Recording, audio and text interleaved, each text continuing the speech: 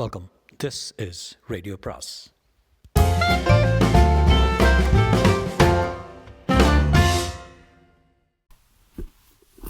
அனைவருக்கும் அன்பு வணக்கம். இன்று மற்றொரு சிறுகதை, அனுராதா ரமணனின் சொந்த வீடு வாடகை மனைவி சிறுகதை.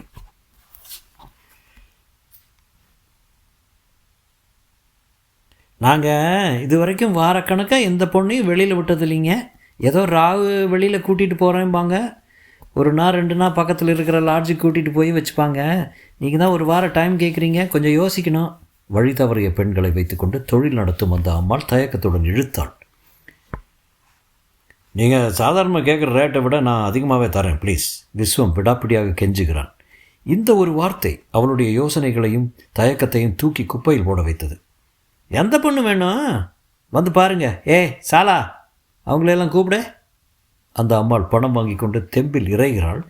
18, 20, 25, 30 அங்கு அணிவகுத்து நிற்கின்றன. முகத்தில் அப்பிய பவுடர், பகல் நேர தூக்கம் பாதியில் கலைந்தும் விழிகளில் அரைகுறை தூக்கம் விலகாமல் அவர்கள் நின்று கொண்டிருப்பது பரிதாபமாக இருந்தது. விஸ்வத்துக்கு பழக்கம் இல்லாத பழக்கம். தடுமாறினான். அவனுக்கு தேவை அழகான, மிக அழகான 25 வயது மதிக்கக்கூடிய பெண். ஒவ்வொரு முகத்தையும் கூச்சத்துடன் தன்னுடைய ஒரு கண்ணால் நிமிர்ந்து பார்க்கிறான். ஆமாம், ஒரு கண்ணால் தான். அவனுக்கு இருப்பதே ஒரு கண் தான். இவங்க பேர் என்னங்க? ஒருத்தியை சுட்டி காட்டுகிறான். இவளா? கமலி. நல்லா தான் செலக்ட் பண்ணியிருக்கீங்க. கமலி, ஐயாவோட ஒரு வாரம் போய் தங்கிட்டு வரணும், கிளம்ப.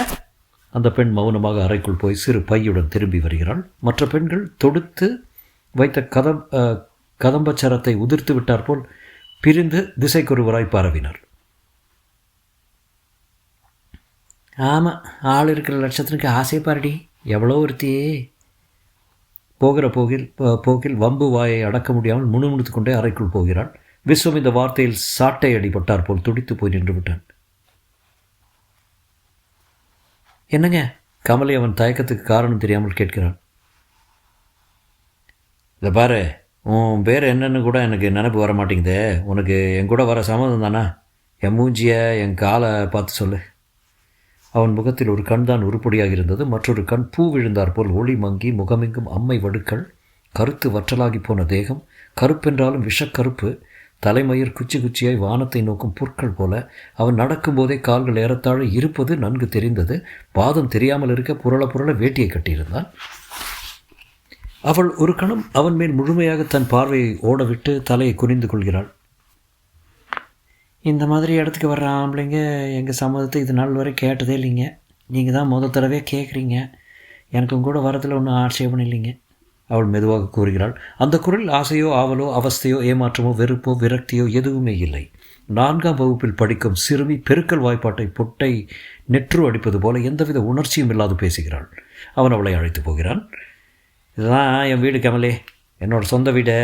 எனக்கு இருக்கிற ஒரே சொந்தம் இது ஒன்று தான். மற்றபடி நான் கௌரவமான வேலையில் இருக்கேன். ஏதோ சௌக்கியமாக வாழறதுக்கு ஆண்டவன் கொடுத்துருக்கான். கமலே, நான் உன்னை எதுக்காக அழைச்சிட்டு வந்திருக்கேன் தெரியுமா? இதை பாரு, அப்படி சரிக்காத. நீ நினைக்கிறாப்புல எல்லா ஆம்பளைங்களும் உன்னை எதுக்காக அழைச்சிட்டு போவாங்களோ அதுக்காக இல்லை. நீ இந்த ஒரு வாரத்துக்கு உன் தொழிலை மறந்துட்டு எனக்கு பொண்டாட்டியா, எனக்கு மட்டும் பொண்டாட்டி அந்த வீட்டுக்கு எஜமானியாக இருக்கணும். அவள் அவனை ஆச்சரியமாக நோக்க அவன் சொல்கிறான். கமலையே, நாளைக்கு என் ஸ்நேகிதம் ஒருத்தன் வரப்போகிறான். நானும் அவனும் ஒன்றா காலேஜில் படித்தவங்க. நாங்கள் படிச்சுட்டு இருந்த காலத்தில் நான் ஒரு நத்த மாதிரி. என் உருவத்தால் எனக்கு ஏற்பட்ட தாழ்வு உணர்ச்சியோடு எனக்குள்ளேயே ஒடுங்கி வலம் வருவேன். அப்போ என் கூட படித்த அழகான பொண்ணை மனசார காதலித்தேன். நான் அழகாக இல்லாட்டாலும் அழகை ரசிக்கிறதையோ விரும்புகிறதையோ ஒரு தப்பாக நினைக்கல. அவகிட்ட என் காதில் சொல்லத்தான் தைரியம் இல்லை. இது பைத்தியகாரத்தனமான ஆசைன்னு எனக்கு தெரியும். நடக்காத ஆசைங்கிறதும் எனக்கு தெரியும். ஆனால் நடக்காதுங்கிறதால ஆசைப்படுறது தப்பா கமலே? என் ஸ்நேகிதன் ரகுவுக்கு என்னோட ஒரு பக்கம் காதல் தெரிஞ்சு போச்சு. அவன் படிப்பில் எனக்கு பல படிகள் கீழே, பணத்துலேயும் அழகுலேயும் பல படிகள் மேலே. விஷயம் தெரிஞ்ச அவன் என்னை பலர் முன்னாடி பரிகாசம் பண்ணான். விஸ்வம், உன் மூஞ்சியை பார்த்து எந்த அழகான பொண்ணும் கழுத்து நீட்ட மாட்டா. தெரியாதனமாவோ பலாத்காரமாவோ உன்னை கட்டிக்கிட்டாலும் உன்னோட வாழ விரும்பாமல் தற்கொலை பண்ணிட்டுருவா. அனாவசியமாக எந்த பொண்ணோட வாழ்க்கையும் கெடுக்காதேன்னு சொன்னான். நான் காதலித்த பொண்ணை அவன் தான் கட்டிக்கிட்டான். இப்போ அமெரிக்காவில் சுகமாக இருக்கான்.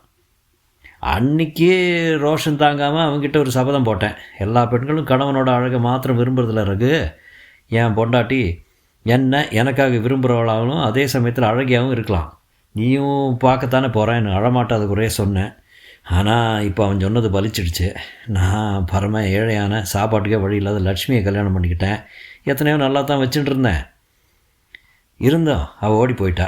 என்னை விட்டுட்டு எங்கேயோ எவனோடையோ போயிட்டா. போய் 4 வருஷம் வருது. நான் அவளை தேடவோ இன்னொருத்தையை கல்யாணம் பண்ணிக்கவோ விரும்பலை. நாளைக்கு ரகு வரப்போகிறான் என் வீட்டுக்கு, நம்ம வீட்டுக்கு. அவங்கிட்ட என் தோல்வியை ஒத்துக்க மனசு வரல. நானும் உன்னை போல் அழகான பொண்டாட்டியோட சந்தோஷமாக குடும்பம் நடத்திக்கிட்டு தான் இருக்கேன்டா மடையான்னு சொல்லாமல் சொல்லி காட்டணும் போல் ஒரு வெறி.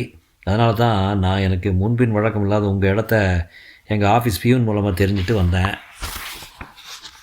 கமலே, கமலே, உனக்கு பிடிக்குதா இல்லையோ, இந்த ஒரு வாரத்துக்கு நீ என்னை உன் புருஷனாக ஏற்றுக்கோமா. ஒரே ஒரு வாரத்துக்கு மட்டும்தான், அப்புறம் வேணாம். நீ யாரோ நான் யாரோவா அவங்க பாதையில் போயிடலாம். கமலியிடம் இதை சொல்லும்போது விஸ்வத்துக்கு குரல் உடைந்து அழுகை சிதறுகிறது. அவள் முன் வரம் கேட்கும் பக்தனாக நின்றான் அவன். கமலிக்கும் கண்கள் கசிந்தன. அழகில்லாட்டி என்ன, பொண்டாட்டியை அன்பாக நடத்தி மானமாக குடும்பம் நடத்தக்கூடிய நல்ல மனுஷன் கூட வாழ கொடுத்து வைக்கலையே அந்த பாவி பொண்ணுக்கு. அவன் அவளுக்கு தன் சிறிய வீட்டை சுற்றி காண்பித்தான். சமையலறையில் எந்த சாமான் எங்கிருக்கிறது என்பதை ஒரு குழந்தைக்கு விளக்குவது போல விளக்கினான். அம்மா, உனக்கு சமைக்க தெரியும்ல? இவனது திடீர் சந்தேகம் அவளுக்கு சிரிப்பை உண்டு பண்ணுகிறது. வாய்விட்டு சிரிக்கிறாள். நானும் ஒரு காலத்தில் மணக்க சமைச்சிக்கிட்டு இருந்தவ தாங்க. நல்ல சமையல் சமைக்கவும் நல்ல சாப்பாட்டை சாப்பிடு கொடுத்து வச்சுருக்கணும்பாங்க. எனக்கு கொடுப்புன்னு இல்லை. எங்கள் விடுதியில் இருக்கிற முக்கால்வாசி பொண்ணுங்க ரொம்ப நல்லா சமைப்பாங்க. ஆனால் எங்கள் சாப்பாட்டை பற்றி யாருக்கு அக்கறை? அங்கே வர்றவங்க இவளுக்கு குருமா செய்ய தெரியுமா, பொரியல் செய்ய தெரியுமான்னா கேட்க வர்றாங்க. அவங்க விருந்தெல்லாம் வேறு. அழுத்து கொள்கிறாள் கமலி. மறுநாள் விஸ்வமே பிரமிக்கும்படி அந்த வீட்டின் ஒவ்வொரு மூலை முடுக்கும் பழகியவள் போல வளைய வருகிறாள் அவள். அதிகாலையிலே முன்வாசலை கூட்டி மெழுகி பளிச்சென புள்ளி கோலத்தால் நிரப்பியிருந்தால் அடுப்பில் குழம்பு கொதிக்கும் மனம் வாசல் வரையில் வருகிறது. இந்தாங்க காப்பி. இன்றைக்கி நீங்கள் ஆஃபீஸ் போக போகிறீங்களா, இல்லை ஃப்ரெண்டை அழைச்சிட்டு வர்றதுக்கு லீவ் போட்டிருக்கீங்களா? தன் முன் வந்து நின்றவளை வைத்த விழி வாங்காமல் பார்க்கிறான் விஸ்வம். ஓஹ், என்ன அழகு, என்ன அழகு! இத்தனை அழகுக்கு நான் தான் சொந்தக்காரன் என்று சொன்னால் எவன் நம்புவான்? கமலே, ரொம்ப அழகாக இருக்க. இத்தனை அழகான பொண்ணு எப்படி இவனை கட்டிக்கிட்டாலும் ரகு சந்தேகப்படுவானோ? ஐயோ, என்னென்ன சந்தேகம் வருது உங்களுக்கு? அப்படி அவருக்கு சந்தேகம் வந்தால் என்கிட்ட அவர் கேட்கட்டும், நான் பதில் சொல்லிக்கிறேன். அவள் பூவாய் சிரிக்கிறாள். வாங்க. கமலி அடக்கமாய் தலைப்பால் முதுகை போர்த்தி கொண்டு ரகுவின் முன் கைக்கு ஊர்த்தி நிற்கிறாள். இதான்ப்பா என் ஒய்ஃபே. நீ தான் நான் அனுப்பிச்ச கல்யாண பத்திரிகை கூட பதில் போடலையே. இவர் உங்களை பற்றி நிறைய சொல்லியிருக்காரு. உட்காருங்க, காஃபி கொண்டு வரேன். கமலி இயல்பாய் சிரிக்கிறாள். மஞ்சள் பூசிய முகம் பசுமையாய் மின்ன, நெற்றியில் வட்ட வடிவ குங்குமமும் கீற்றாய் பூசிய விபூதியும் பரிசுத்தமான உணர்வை தோற்றுவிக்க தேவதை போல நிற்கும் அவளை பார்த்து பிரமித்து போனான் ரகு. அவள் உள்ளே போயிருந்த சமயம் பார்த்து தன் நண்பனிடம் அவன் அதிர்ஷ்டத்தை வாய்விட்டு பாராட்டுகிறான். Visu, really very lucky. அழகான அன்பான மனைவி கிடைக்கிறது ரொம்ப பெரிய விஷயம். உனக்கு 2 அமைச்சிடுச்சு. என் பாராட்டுதல்கள். விஸ்வத்தின் மனம் இதை கேட்டு மகிழ்ச்சியில் பால் போல பொங்குகிறது. அடுத்த கணம் இந்த பாராட்டில் தனக்கு எந்தவிதமான பங்கும் இல்லை என்கிற நினைவு பொங்குகிற பாலில் தெளிக்கப்பட்ட நீராய் விழுகிறது. கமலியின் கைமணத்தை ஒரேடியாக புகழ்கிறான் ரகு. ஏண்டா விசு, இந்த கையால் சமைச்சு பரிமாறுறதை சாப்பிட்டுமா நீ வத்தலாக இருக்க? நானெல்லாம் ஒரு வாரம் இப்படி சாப்பிட்டா அடையாளம் தெரியாமல் ஊதி போயிடுவான்ப்பா. உண்மையிலே கமலியின் சமையல் நாவை விட்டு பிரிய மறுத்தது. இவளை கல்யாணம் செஞ்சுக்கிட்டவனுக்கு இவளோட அருமை தெரியலையே. எங்கேயோ குடும்ப விளக்காக இருக்க வேண்டியவை எங்கேயோ சிவப்பு விளக்காக இருக்காளே. மனசுக்குள்ளே மருகினான் விஸ்வம். கமலே, நீ உட்காரு, நான் உனக்கு சாதம் போடுறேன். பாவம், இத்தனை நேரம் காரியம் செஞ்சதில் களைச்சி போயிட்ட. விஸ்வம் அவளிடம் கூற அவள் சினுங்கி சிரிக்கிறாள். ஐயா போர்மே, நீங்கள் ஒன்றும் எனக்கு பரிமாற வேண்டாம். போய் உங்கள் ஸ்நேகிதருக்கு படுக்க பாயும் தலைனையும் எடுத்து தந்துட்டு அவரோட பேசிகிட்ருங்க. அப்புறம் நான் சுற்றி வர்றேன். என்ன சுற்றி வரலாம். அவர்களிடம் இருவரும் சேர்ந்து சிரிக்கும் சிரிப்பு இணக்கமான இல்வாழ்வின் எடுத்துக்காட்டாக இருந்தது. கொடுத்து வச்சவன் ரகு தனக்குள் முனகிக் கொள்கிறான். கண்முன் எப்பொழுதோ அழகாய் இருந்த தன் மனைவி இப்பொழுது வெளிநாட்டின் அதீத நாகரிகத்தினால் அலங்கோலமாகி இருப்பது படமாய் விரிந்தது. கமலி ரகுவிடம் மரியாதையுடன் அடக்கத்துடன் பழகுகிறாள்.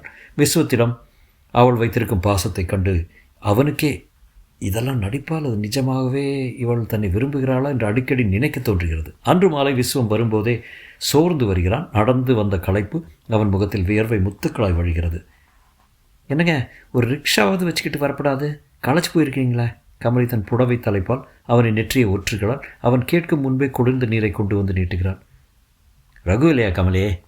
இல்லைங்க, அவர் ராத்திரி சாப்பாட்டுக்கு வந்துடுறதா சொல்லிட்டு போனார். எதுக்கு கேட்குறீங்க? இல்லை, அவன் தான் இல்லையே. நமக்குள்ளே என்னத்துக்கு இந்த நாடகம்? அவன் இருக்கிறச்ச நீ என்கிட்ட நடந்துக்கிற முறைக்கே நான் உனக்கு 1000 தடவை நன்றி சொல்லணும். இதெல்லாம் என்ன பேச்சுங்க? நான் உங்கள்கிட்ட பரிவாக நடந்துக்கிறத ஏன் நாடகம் எடுத்துக்கிறீங்க? இந்த ஒரு வாரத்துக்கு நான் உங்கள் மனைவி, ஒரு மனைவியாக நான் என்ன நினச்சிக்கிட்டு இருக்கிற மாதிரி ஒரு கணவனாக உங்களை நீங்கள் என் கற்பனையில் பண்ண மாட்டேங்கிறீங்களா? அவன் பேச்சின் நடுவில் இடைவெட்டி பேசினாள் அவள். என்னால் முடியல கமலே. இத்தனை அழகான பொண்ணு என் மேலே உண்மையான அன்போட பறிஞ்சு என் நெத்தி வேர்வையை துடைக்கணும்னா ஒன்று அவள் என்னை பெற்ற தாயாக இருக்கணும், இல்லாட்டி கண் இல்லாத குருடியாக இருக்கணும். அவன் தேம்புகிறான். இதை பாருங்கள், இப்போ தான் உங்கள் பொண்டாட்டி ஏன் ஓடி போனாலும் எனக்கு தெரிஞ்சுது. ஏன் அவகிட்டையும் நீங்கள் உங்கள் குறையை பற்றி அடிக்கடி பேசி ஞாபகப்படுத்திக்கிட்டே இருப்பீங்க. இப்படி என்கிட்ட சொன்ன மாதிரி அவகிட்டையும் ஆஹா நீ தான் எத்தனை அழகு, நான் போய் உன் பர்சனை வாய்ச்சிட்டேன்னு சொல்லி அவன் மேலே அவளுக்கே ஒரு பரிதாப உணர்ச்சி உண்டு பண்ணியிருப்பீங்க. நாளாக நமக்கு இருக்கிற அழகுக்கு எத்தனை நல்லா இருந்திருக்கலான்னு அவன் நினைக்கிற அளவுக்கு அவளை தூண்டியிருப்பீங்க. அதான் ஓடிட்டா. இனிமையாவது இப்படிப்பட்ட தாழ்வு உணர்ச்சியை விடுங்க. கமலின் பேச்சு ஒவ்வொன்றும் நறுக்கு தெரித்தார் போல் விழுகிறது. சிறந்த மனோதத்துவ நிபுணர் போல அவள் பேசினாள். அவள் பேச பேச விஸ்வத்துக்கு இதுநாள் வரையில் தன்னை சுற்றி நின்ற சுவர்கள் தகர்வதைப் போல் உணர்ந்தான். அவள் தொடர்கிறாள். நீங்கள் உங்கள் பொண்டாட்டி முன்னாடி உங்கள் உடம்பு குறையை நினச்சி வருத்தப்பட்டிருக்கலாம். ஆனால் என் முன்னாடி நீங்கள் தலைகுனிய வேண்டாம். உங்கள் உடம்புல குறை இருக்குது, என் உடம்புல கரை இருக்குது. அதனால் நம்ம 2 பேருமே ஒருத்தர் முன்னாடி ஒருத்தர் தாழ்ந்து போக வேண்டிய அவசியமே இல்லை. அவள் சிரிக்கிறாள். அவன் அவளுடைய பேச்சில் அடித்து வைத்த சிலையாய் உட்கார்ந்திருக்கிறான். ஒரு வாரத்தில் 6 நாட்கள் கண்ணிமைக்கு முன் ஓடிவிட்டன. ரகு ஊருக்கு கிளம்பும் நாள் வந்துவிட்டது. அப்போ நான் போயிட்டு வரேன். கமலியின் முன் கைகூப்புகிறான் ரகு. ஆகட்டுங்க, அடுத்த இரவு உங்கள் மனைவியும் அழைச்சிட்டு வாங்க. கமலி சிரித்துக்கொண்டே விடை தருகிறாள். விஸ்வம் அவனை வழி அனுப்ப விமான நிலையம் வரை போகும்போது, விசு உங்ககிட்ட நான் மன்னிப்பு கேட்டே தீரணும், என்னை மன்னிச்சிரு. ரகு விஸ்வத்தின் கை 2ஐயும் சேர்த்து பிடித்து கொண்டு கெஞ்சுகிறான். இந்த ஒரு கணத்துக்காகத்தான் விஸ்வம் காத்திருந்தான். என்றாலும் தன் தவறை உணர்ந்து மன்னிப்பை கேட்டதும் நெஞ்சம் நெகிழ்ந்து விட்டான். ஆடா என்னப்பா பழசெல்லாம் நான் எப்போ மறந்துட்டேன். நான் அதை சொல்ல விசு. எப்பேற்பட்ட பொண்ணும் அழகான ஆண்கள்கிட்ட வசப்பட்டு விடுவாங்கங்கிற என்னோட கருவை நேற்று செதஞ்சு போயிடுச்சு. நான் அவலட்சணமான விஸ்வத்துக்கு வாழ்க்கைப்பட்டவதானேன்னு நேற்று நீ இல்லாதப்போ உன் மனைவி கிட்ட தவறாக நடந்துக்க இருந்தேன். ஆனால் உன் மனைவி தெய்வம். நாசுக்கா என் கர்வத்துக்கு கசையடி கொடுத்துட்டா. நான் அவரோட மனைவியாக இந்த வீட்டுக்கு விளக்கேற்ற வந்தவன். என் கணவர் என்னை ஒரு குறையும் இல்லாமல் வச்சுருக்காரு. சந்தோஷமாக இருக்கிற எங்கள் வாழ்த்தையே கெடுக்க வேணாம். என்னை பொறுத்த வரைக்கும் என் புருஷன்தான் மன்மதன். மேலுக்கு அழகாக இருந்துட்டால் போதுமா, மனசு அழகாக இருக்க வேணாமான்னு கேட்டுட்டாப்பா உன் மனைவி. நான் போனதுக்கப்புறம் அதை உங்ககிட்ட சொல்லி நீ என்னை பற்றி மட்டமாக நினைக்கிறதுக்கு பதிலாக நானே சொல்லிட்டேன். என்னை மன்னிச்சிரு விஸ்வம். ரகுவின் குரல் தழுதழுக்கிறது. விஸ்வம் திகைத்து போய்விட்டான். இதை பற்றி கமலி ஏன் என்னிடம் சொல்லவில்லை? கமலே, நீ ஏன் இதை பற்றி சொல்லவே இல்லை? இரவு சாப்பிட்டவுடன் அவன் கேட்கிறான். அவள் நிதானமாய் படுக்கையை உதறி போட்டுக்கொண்டு சிம்னி விளக்கின் ஒளியை குறைத்து கொண்டே சொல்கிறாள். இதில் சொல்கிறதுக்கு என்னங்க இருக்கே? நான் உங்கள் பொண்டாட்டியை நடிக்க வந்தவன். ஒரு வாரத்துக்கு நீங்கள் என்னை வாடகைக்கு கூட்டி வந்திருக்கீங்க. அது வரைக்கும் நான் உங்களுக்கு தான் சொந்தம். மேலும் உங்கள் பொண்டாட்டியை நடிச்சுக்கிட்டு இருக்கிறது நான் இந்த ஒரு வார காலத்துக்கு என் கற்பை காப்பாற்றிக்க நினைக்கிறதுல என்ன பெரிய விஷயம் இருக்குது? நான் இதுக்கு முன்னாடி எத்தனையோ தடவை கெட்டு போயிருக்கலாம். இனிமேயும் எத்தனையோ தடவை தப்பு பண்ண நேரிடலாம். ஆனால் விஸ்வத்தோட பொண்டாட்டிங்கிற ஸ்தானத்தில் நான் இருக்கிறப்போ தப்பு செய்ய நினைக்கிறது மகா பாவங்க.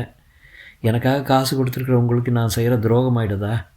இதுவே இந்த ரகு எங்கள் விடுதிக்கு வந்து எனக்கான தொகையை அக்கா கிட்ட கொடுத்துருந்தா அப்போ நான் அவர் கொடுக்குற காசுக்கு வஞ்சனை இல்லாமல் நடந்துகிட்ருப்பேன்.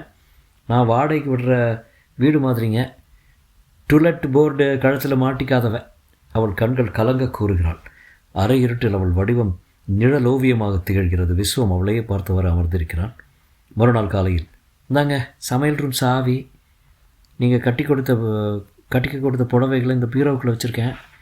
இந்த ஒரு வாரத்துக்கு பால் கணக்கு காலண்டரில் குறித்து வச்சுருக்கேன். சாயந்தரம் ஆஃபீஸ்லேருந்து வந்த உடனே வெளியே போய் சாப்பிட்ட வேணாம். மீதி சாதமும் குழம்பும் மூடி வச்சுருக்கேன். மோர் அதுவும் அந்த பாத்திரத்தில் இருக்குது. ராத்திரி வந்து எடுத்து போட்டுக்க சோம்பல் போட்டுக்கிட்டு அப்படியே வச்சிடாதீங்க. விஸ்வம் கண்களில் நீர் திரையிட அவளையே பார்க்கிறான். அட என்னது பச்சை புள்ள மாதிரி அழுறீங்க? இந்த வீட்டில் நான் வாழ்ந்த ஒரு வாழ்க்கையை ஆயுஸ்க்கு மறக்க மாட்டேன். அமைதியான திருப்தியான குடும்ப வாழ்க்கை எப்படி இருக்குங்கிறது தெரியாத எனக்கு அனுபவித்து தெரிஞ்சுக்கிற வாய்ப்பு உங்களால் கிடச்சிது. அதுக்கு நான் தான் உங்களுக்கு நன்றி சொல்லணும். நான் 10 மணிக்குள்ளே விடுதிக்கு போகணும். இல்லாட்டி அக்கா வாயில் வந்தபடி பேசு. சொல்ல மறந்துட்டேனே. நேற்று நீங்கள் வாங்கிட்டு வந்த ரஸ்தாளி பழம் 4 வலபீரவுக்குள்ளே வச்சுருக்கேன். திறந்து பார்க்காம வீணாகிட போகுது. மறக்காமல் சாப்பிடுங்க. அவள் கிளம்பி விட்டாள். ஒரு பொறுப்பான மனைவி கணவனிடம் விடைபெறுவது போல் விடைபெற்று போய்விட்டாள். விஸ்வத்தால் இந்த துக்கத்தை தாங்க முடியவில்லை. பொங்குகிற கண்ணீரை அடக்க முடியாமல் புறங்கையால் துடைக்கிறான். கமலி இல்லாத வீட்டை அவனால் கற்பனை செய்து பார்க்கவே முடியவில்லை. மிகுந்த தயக்கத்துடன் அவளை அழைக்கிறான். கமலே. அவள் திரும்புகிறாள். கமலே, நானும் உன் கூட வர்றேன். அக்காவை பார்த்து பேசணும். கமலின் விழிகளில் சின்னதாய் மிரட்சி. அக்காவையா? எதுக்குங்க? இல்லை, அக்கா கிட்ட கேட்டு எப்படியாவது உன்னை என்னுடையவள் ஆக்கிக்க போகிறேன். கமலி கலகலவென்று சிரித்தாள். கேட்க சந்தோஷமாக இருக்குது, ஆனால் அதெல்லாம் நடக்காதுங்க. ஏன்? அக்கா நிறைய விலை சொல்லுவா, அதையெல்லாம் உங்களால் கொடுக்க முடியாது. மேலும் அத்தனை விலை கொடுத்து வாங்கிறதுக்கு நான் ஒன்றும் அவ்வளோ வசதியான பொருள் இல்லை. செகண்ட் ஹேண்டுன்னு கூட சொல்ல முடியாது. ஏகப்பட்ட கை மாறினவன். விஸ்வம் தன்னை மறந்து அவளை வாயை பொத்தினான். மறந்துடு, அதையெல்லாம் மறந்துடு. நான் அக்கா கேட்குற தொகையை கொடுப்பேன். இந்த வீட்டை வித்தாவது கொடுப்பேன். என்ன பார்க்குற? மனுஷனுக்கு வீடு முக்கியம் இல்லை, நல்ல பொண்டாட்டி தான் தேவை. மனசறிஞ்சு நடந்துக்கிற மனைவி இருந்தால் வாடகை வீட்டில் கூட ராஜா மாதிரி இருக்கலாம். புறப்படு. அவள் கையை பற்ற அவள் தலை குனிகிறாள். அவளையும் மீறி திரண்ட கண்ணீரை மார்புச்சேலை உறிஞ்சுகிறது. முற்றும்.